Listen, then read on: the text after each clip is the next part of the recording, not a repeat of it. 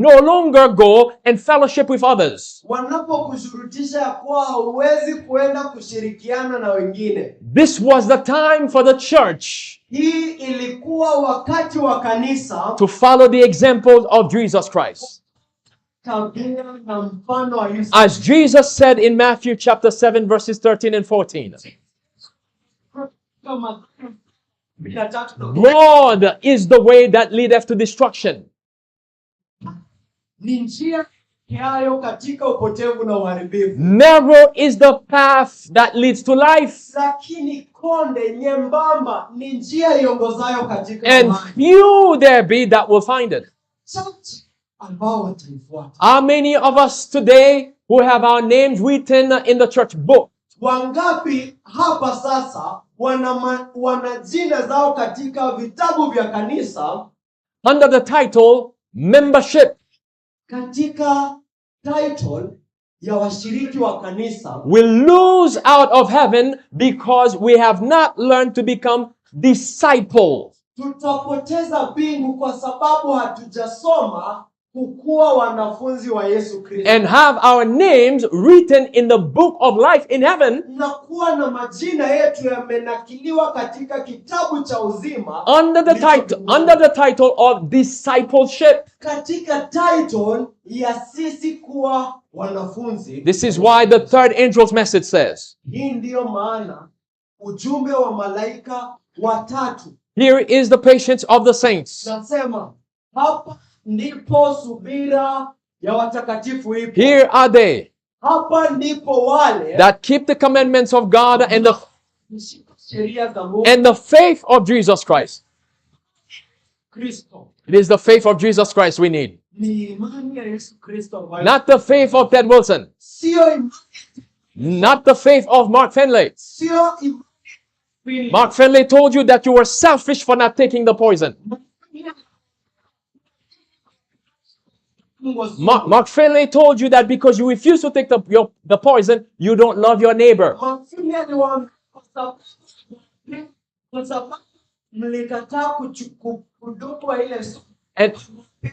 the Pope of Rome said the same thing. Whose voice were they listening to? Not the voice of Jesus. It was the voice of their father, the devil. Now let's come back here. As I showed you from that previous slide here. How the church is coveting after the things of the world. Now I'm going to play a clip for you. Prepare that clip. Not sure if you will be able to hear it, but at least you will be able to see what's going on here at this church. Now let's go ahead and play the video. Now this is the Adventist church. This is the DJ lady. You see her there? This is happening inside of the church. You can hear it.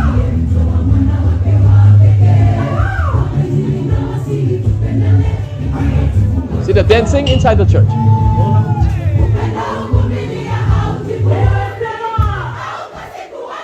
Just leave it like that.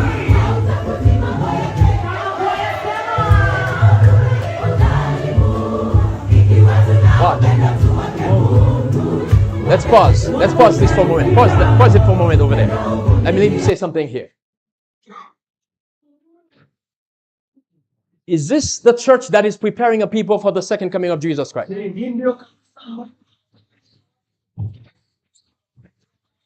What did Sister White say again? Right before close of probation, what will happen? Dada White alisema ni nini itafanyika kabla ya kufungwa kwa mlango wa rehema. Drums, dancing, music, right? Drums, kucheza, kunengua viuno.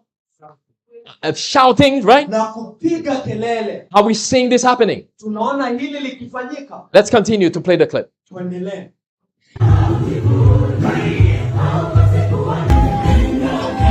at that.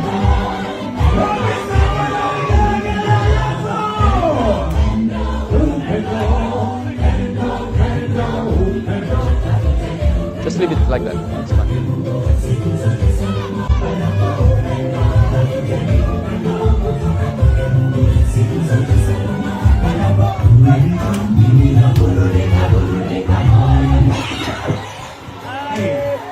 You hear that? That's DJ.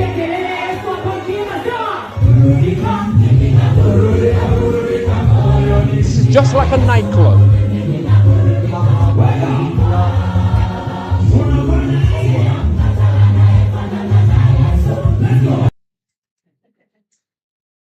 And then some are going to say, you are criticizing the church.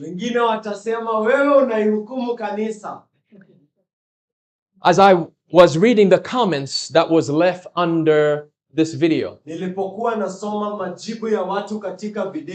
and one person shared this. Notice on the screen. He said, the new face of Seventh-day Adventism. I have just shown this video to a pastor, he said.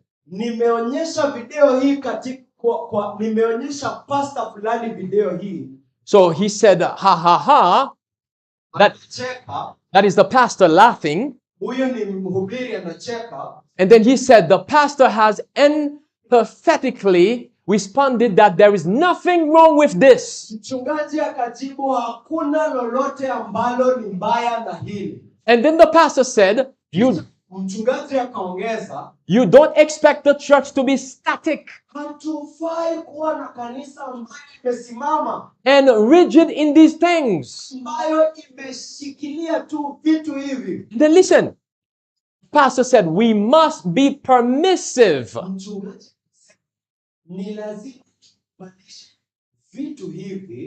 Allow compromise so that we bend the world to Christ.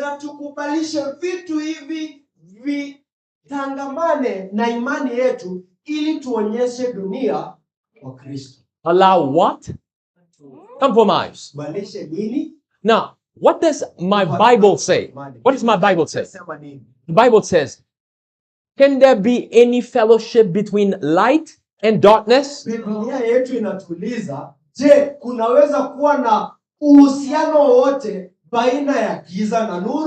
according to this pastor here, we can blend compromise with truth. Who said things like that? Where did that come from? It came from the devil. That's what the devil said to Eve. The devil said to Eve, it's okay, you can compromise a little bit.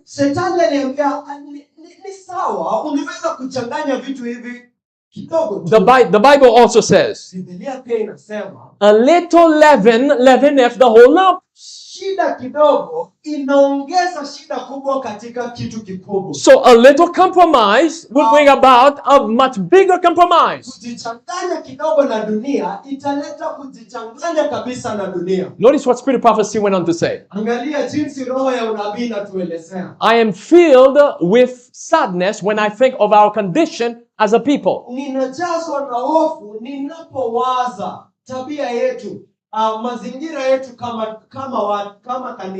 The Lord has not closed heaven to us. What happened to us? But our own course of continual backsliding has separated us from God. And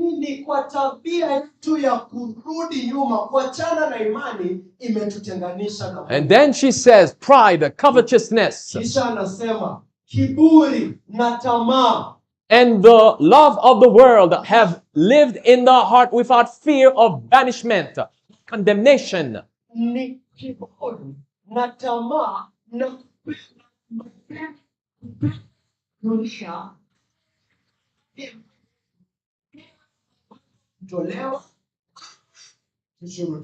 Grievous and presumptuous sins have dwelt among us.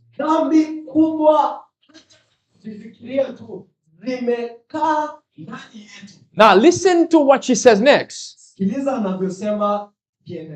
spite of all of those things happening in the church. And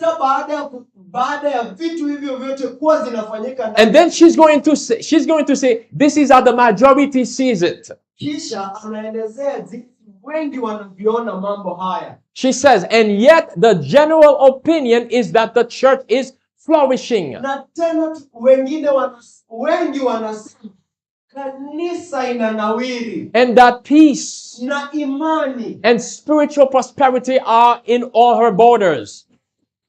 kiroho imejaa katika kanisa. But this is how she sees it. Lakini hivi ndivyo sisawai. She says the church has turned back from following Christ, her leader. Kanisa imeacha kufuata Yesu Kristo kiongozi wao. And in which direction is the church heading? Kanisa and is steadily retreating towards where? Egypt?